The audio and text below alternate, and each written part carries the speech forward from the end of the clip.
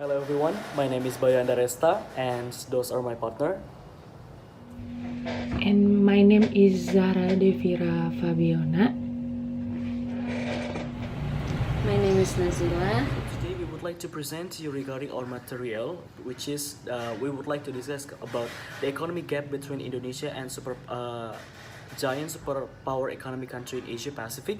And in this presentation, we would like to take an example about Indonesian economic diplomacy as a tools to catching up the gap between Indonesia and Asia's super economic power country.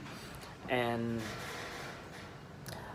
this is the table of content that we will present today that consists of the first introduction, which consists of Indonesia country economic profile, and then we will continue with China country economic profile, Japan economic profile, and we will linkage it with the theoretical approach, which is in this presentation we would like to use third of this country as the example, because we all know that third of this country is members of G20s or the government 20s, and third of these countries is being the most larger economic growth in the world. And we will continue with the analysis, which consists of the first is why there's economic gap between Indonesians in those countries, because before we were jumping to the economic diplomacy instrument that later will be implemented by Indonesia, we should know first what is the cost that make Indonesian economic creates a big gap between the third countries. And then in this part we will talk about the different economy accelerator priority, which is being the first indicator why there is an economic gap, a huge economic gap between Indonesia and China and Japan. And the second indicator that we will use to analyze why there is a big gap, it's the use of power international level. And then we'll continue with the domestic determinant condition, which is the domestic conditions and the domestic indicator that make Indonesia's experience a low accelerate economic growth. And then we will jumping to the next part, which is still in the analysis, which is the Indonesia economic diplomacy as a tools to catching up. In this part, we will surger the main idea of this presentation, which is we will analyze how Indonesia used the instruments of diplomacy to catching up the huge gap between the Indonesians and Indonesia and Japan. And then in the end of this presentation, we will talk about the output of the implementations of these economy diplomacy instruments for Indonesia, either it succeed or not to catching up the gap between Indonesia and Japan and China. And then also we will end this presentation with the conclusion. Well, first thing first that we have to discuss is about Indonesia economic countries profile.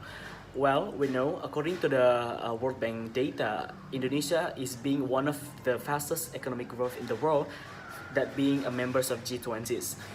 One fact that really interesting in this Indonesia's membership as a members of G20s, Indonesia is placed in 19th position in G20s, which is Indonesia almost out from the G20's circle itself. And based on Indonesia economic growth, has bring Indonesia to being a moderate levels of economic and financial countries. If we want to take a look in the Indonesian country economic profile, first thing first, we should know the numbers of GDP that Indonesia have. Indonesia's GDP in fourth quarter 2019 is 1,022 US dollar, and with the total population almost reaching 200 million peoples in Indonesia, that makes the GDP per capita in Indonesia is 3.87 US dollar, with the real GDP growth in every year is 5.2%, with the rates of the inflation 3.2%. And So for the second country's economic profile is China.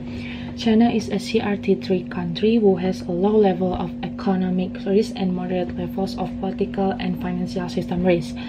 China has set its growth target to range of 6% to 6.5% in 2019, and those range become the slowest expected pace in the past decades. So the trade tension between China and United States have weighed on the country's economic outlook, as has a wider structural slowdown in the countries. In response to the structural slowdown, the central government has adopted a number of stimulus measures, such as the tax cut and lowered reserve requirements. So the central government believe by implementing the tax cut, it could support the economic growth in China, even if the trade tensions do not improve. Like for the example, according to the CNBC, the tax cut has supported the domestic demand, which increased the market about 9.8% in June, which is actually giving a good impact to the market itself. So and then the next slide is the China's country economic profile. The first is China's nominal GDP is about 13,407.40 billion US dollar, and the second is China's population is about 1,375.4 million people, which is giving China as okay, bye. Nanti lo cut di sini, gue ulang ini ya, okay? So for the second slide is China country economic profile. So for first is China's nominal GDP. China's nominal GDP is about 13,407.14 billion US dollar, and the second is China's population is about 1,375.4 million people, which is giving China become as the highest population country in Asia. And the third is China's GDP per capita is about 9,608 US dollar, and the fourth is the China's real GDP growth is about 6.6%, and the last is China's inflation rate is about 2.1%. Next is Japan country's economic profile. Just like China, Japan has a very low level of economic, political, and financial risk before the existence of China. Japan was considered as the main economic power in the world. Before China and United States dominate the world market, but based on CNN 2019, Japan is one of the countries, and it's the third countries that has that have a largest economic in the world, because Japan has a strong economic in the export, and also Japan became a member of G20 countries. Because Japan joined is because Japan have a high growth of economic in Japan itself. So Japan will host the G20 summit in the late June, and also it celebrate the 2020 Tokyo Olympics. So the GDP in Japan. So nominal GDP in Japan is 4971.93. So Japan real GDP growth is down from 1.8% in September 2019, down to minus 0.4% in December 2019. So GDP per capita Japan is 39.306, which the population is kind of the same with Indonesia. It's the difference, it's not that significant, but the GDP that Japan have is higher than what Indonesian have. So And the second, before we proceed to discuss about why there is an economic gap between Indonesia with China and Japan, first of all, we should take a look with the theoretical approach that bring this case into happen. The theoretical approach that we use to explain this phenomena is realism. We all know that realism, the objective of realism is always belief in the balance of power to create a peace. In terms of economy, realism is this applied. Why this applied? If we want to take a look in China and Japan, why this country is want to dominate the world by accelerating their economic growth. If these countries can mastering the economic in the world, can hold the economic in the world entirely, they can easier regulate the world, because if one country can mastering one aspect of the fundamental of power, which is the economic, then they can easier to regulate. This is just like happened between China and USA right now. We all know that USA is being one of the major power in the world with their growth of faster economic growth that they have. But when China came as a newbie to compete with USA as the fastest economic growth in the world, the dominations of USA itself is getting left behind, and it is proof if the realism applied in this theory, which if China can replace the USA positions as the one of the economic major power in the world, then they can take the positions of USA to regulate the entire world. And the next is the analysis. After we explained to you about the profiles of economic that the third countries, which is Indonesia, Japan, and China, then we will jumping to the next session, which is the analysis. There must be questions why there is a gap, economic gap between Indonesia with Japan and China. And the first indicator that we will discuss right now is a different economic accelerator priority. We all know that Indonesia as a developing country had a different focus of economic accelerator. It is quite feasible if we want to compare Indonesia with Japan and China.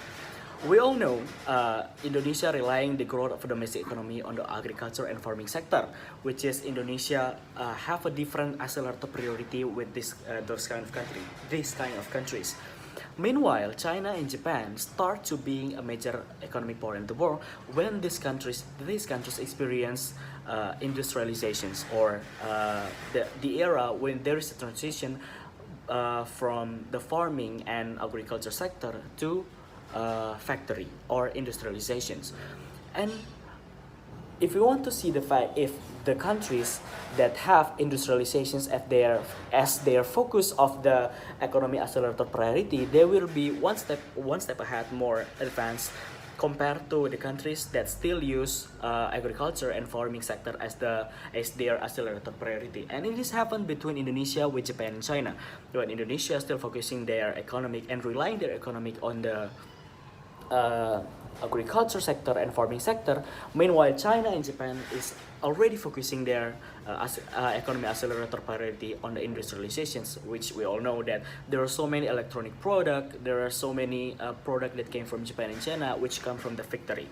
It's different in Indonesia because we're still relying on something that not bring a much profit that as we thought. But China and Japan already realize of the potential of the industrialization itself. It is creates the big and huge economic gap between the Indonesia with Japan and China, because the income that makes they create from the process of agriculture and farming sector compared with industrializations is quite different. Okay, so for the second analysis is the use of power in international level. Since Indonesia is categorized as a developed country and Indonesia's sources of power are not really that taught, decreasing level of Indonesia's influence on the international environment and institutions. It is because Indonesia considered as a new emerging power country in international level. It can be seen from Indonesia participation on the international phenomenon, like for the example, some countries have experienced the economic crisis. When Indonesia cannot lend the money to another country, when another Asia superpower country can do it. So Indonesia always become the country who receive the lending money from the another country. It is because Indonesia has been recognized as the country who have the weak economic system. So it caused the role of Indonesia is not really that important to respond the phenomena that have been exist. Domestic determinant condition. As a developing countries, there are many factors and indicators that make Indonesia have a big gap among the other economic superpower countries in the ASEAN Pacific. Because in Indonesia, it has low employment, high poverty rates, political rates, and low level of education. If we talk about this indicator, yes, China has it too, but China and Japan has it too. But the number of poverty, low employee, and all these indicator that I just mentioned in Indonesia is higher than China and Japan. And that's the reason why the growth of economic in Indonesia is very slow. If we compare this to Japan, as like we know, Japan has very high level of education. The poverty is not that high as Indonesia, and also the employment, the low employment is not that high as Indonesia. So every year the unemployment rate and lack of employment are increasing in Indonesia due to the largest population in the country itself. This domestic determinant makes a big gap between these countries, even though these countries are the same member as of the G20s. So mostly the factors that make economic grow weak is their internal factors. Okay. So for the second tool on the catching up a huge economic gap between Indonesia and Asia super economic power country, which is the economic investment permission. A close relation between Indonesia with Japan and China is not without a specific reason. It is happened because Indonesia government had opened a big door for both countries to doing an investment in the massive scale. This kind of thing has brought Indonesia to the favorable position where a good relation between the related states is well maintained. Indonesia efforts to open a big door to doing an investment is a part of the economic diplomacy because Indonesia is realized about the economic potential if Indonesia can maintain a good relation with both countries. The power of Indonesia itself is the people. So the government realized by using their people to do the investment to another country is having a positive impact to the market itself. Like I have stated before, the Indonesia government is giving a massive scale to the China and Japan to do the investment because it's like a giving symbiosis of mutualism among its three countries, where Japan get what they are searching for, so do China. And when Japan and China do the investment, also it giving a job opportunities for the Indonesia citizens. So the economic diplomacy between China and Japan as a tools or a benchmark for the other countries that have the potential to become a close partner with Indonesia. Once they are involved to the tools, it will give the long-term benefit. Like for example, Japan and China have playing a big role on in advancing the Indonesia's infrastructure. Like they are importing the train for the MRT and LRT in Jakarta. After we see the input of economic diplomacy that has been implemented by Indonesia in order to maintaining and catching up the economic gap between Indonesia with Japan and China. As the input, we all know that we already see the input which consists of domestic terminal tradition, the use of power at international level, and also a different economy as a top priority.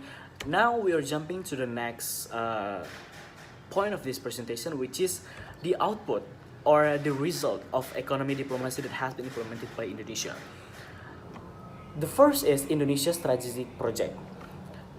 Because Indonesia already maintaining a good relation with Japan and China through the state leader, and then Indonesia opened a big door for the investment permission for Japan and China to doing a massive and rapid investments of number of rapid investment in Indonesia, and it is creates Indonesia's strategic project.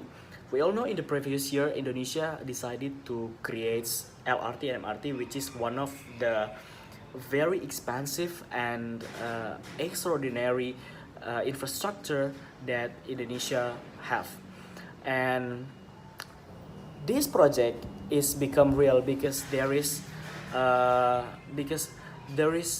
good relations and a good collaboration with Indonesia, between Indonesia with Japan and China. We all know that Indonesia sources to make LRT and MRT is not possible to do that because our country is not creates and production those kind of things, but Japan and China have. Because of this, Indonesia has realized about this mutual relations between the states can bring a good impact for Indonesia itself. We all know that we can build LRT and MRT from the resources that Japan and China have with a cheaper price, of course. If we want to compare the prices, if we want to make this project by make a collaboration with USA or other European Union countries, the price will be getting higher because they will not consider Indonesia as a friend. But this is become a different stories if Indonesia gain a relations and collaboration with Japan and China, because these countries already consider Indonesia as a friend, and the price that they offer to Indonesia is more cheaper. Next is international sympathy. The impact of Indonesia good relation with Japan and China can be seen from the sympathy that these countries always offer to Indonesia. For example, is the coronavirus that has been attacked Indonesia recently. The Chinese ambassador Xiao Xian emphasized that that China was ready to assist Indonesia in facing pandemic. China also offered assistance such as medical devices for Indonesia, and also Zachra is giving 2 million masks and donate 150,000 test kits for COVID-19 and 20,000 protection clothing for two to four countries of Southern Asia, including Indonesia. So, for the last is the conclusion. In conclusion, we can see that the strategy of economic diplomacy that has been implemented by Indonesia to the potential country had bring a massive good impact to Indonesia in order to catching up a huge gap of economic growth between Indonesia and these countries. As the result, there are a lot of strategic project that has been established by Indonesia in collaboration with these countries, like for the example in advancing the infrastructure in Indonesia, like Japan and China has been importing the train for the MRT and LRT in Jakarta. Also, it's bring Indonesia more equally with another economic superpower countries in terms of the acceleration of development through building a good infrastructure. So that's all for our presentation. Thank you for your kind attention and have a nice day.